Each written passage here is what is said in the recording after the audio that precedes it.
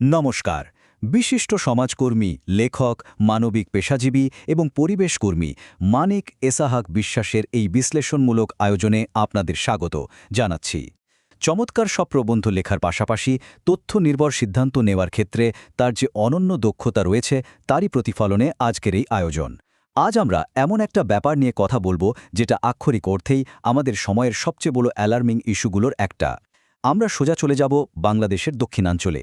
জলবায়ু পরিবর্তনের কারণে সেখানকার মানুষের জীবনযাত্রা, তাদের অস্তিত্ব আর মানচিত্র কিভাবে চোখের সামনে বদলে যাচ্ছে, আজ আমরা সেটাই গভীরভাবে খতিয়ে দেখব। তো চলুন একদম মূল কথায় আসি।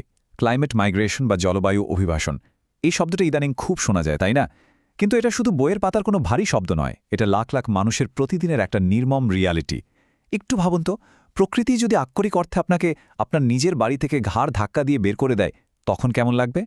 সমুদ্রপৃষ্ঠের উচ্চতা বৃদ্ধি, একের পরের ভয়ঙ্কর ঘূর্ণিঝড় আর নদীর আগ্রাসী ভাঙনের কারণে দক্ষিণাঞ্চলের অসংখ্য মানুষ তাদের ভিটেমাটি হারাচ্ছে।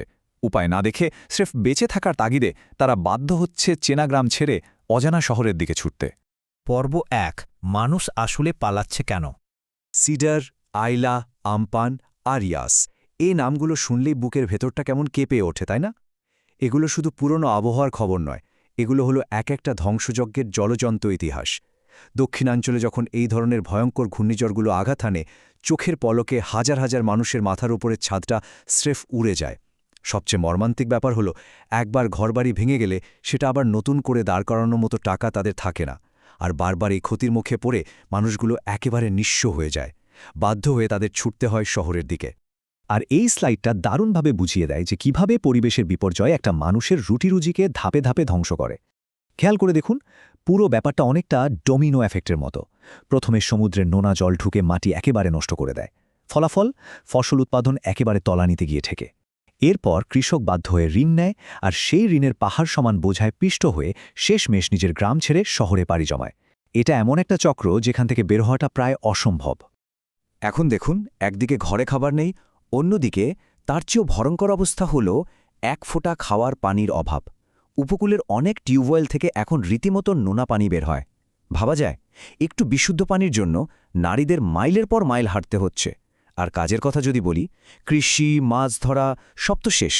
তো এলাকার তরুণরা কি করবে? বাধ্য হয়েই যুব সমাজ এলাকা ছাড়ছে। মানে এখানে একেবারে দুটো সংকট মিলে মানুষের জীবন অতিষ্ঠ করে তুলেছে।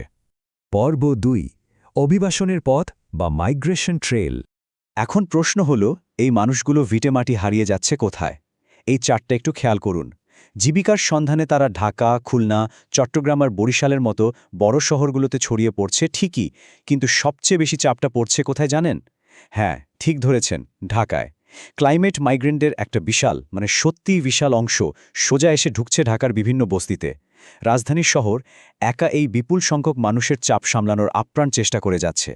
পর্ব ৩, বস্তিতে টিকে থাকার সংগ্রাম। আচ্ছা, শহরে এসে কি তাদের এই কষ্টের অবসান হয়? একেবারেই না। বরং শুরু হয় টিকে থাকার আর এক নতুন লড়াই। গ্রামে যে মানুষটা নিজের জমিতে স্বাধীনভাবে কাজ করত, শহরে এসে সেই নামমাত্র মজুরিতে দিনমজুর বা রিকশাচালক হতে বাধ্য হচ্ছে। কাজের কোনো গ্যারান্টি বা সিকিউরিটি নেই। আর থাকার জায়গার কথা তো ছেড়েই দিলাম। বস্তির অস্বাস্থ্যকর গাদাগাদি পরিবেশে অপুষ্টি, ডায়রিয়া, শ্বাসকষ্ট আর ত্বকের রোগ যেন তাদের নিত্যদিনের সঙ্গী হয়ে দাঁড়ায়। পর্ব ৪, নারী ও শিশুদের ঝুঁকি। এখানে সবচেয়ে অ্যালার্মিং পয়েন্টটা হল, এই জলবায়ু পরিবর্তন শুধু অর্থনীতিকেই ডোবাচ্ছে না, আক্ষরিক অর্থে একটা পুরো প্রজন্মকে ধ্বংস করে দিচ্ছে। বস্তির এই পরিবেশে নারীরা কতটা নিরাপত্তাহীনতায় ভোগেন সেটা কি আমরা একবারও ভেবে দেখেছি?